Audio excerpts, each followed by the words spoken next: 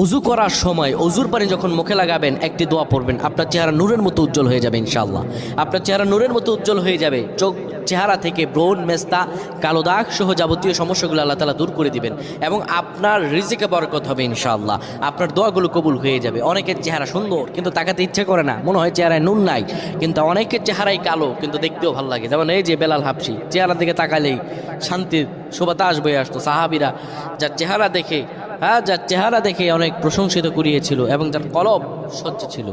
প্রিয় ভাইরা আমার, অজু যখন আপনি করবেন, অজুর পানিতে যখন আপনার চেহারা ভিজাবেন, তখন অজুর পানিতে আপনি এই দোয়াটা 3 বার পরে, দুরূদ শরীফ 3 বার পরে ফু দিবেন। দোয়াটি হলো আল্লাহু নূরুস সামাওয়াতি ওয়াল আরদ, আল্লাহু নূরুস সামাওয়াতি ওয়াল আরদ। পানিগুলো নিয়ে সেই পানির মধ্যে আপনি ফু দিয়ে চেহারার মধ্যে লাগাবেন। আমার আল্লাহ রাব্বুল আলামিন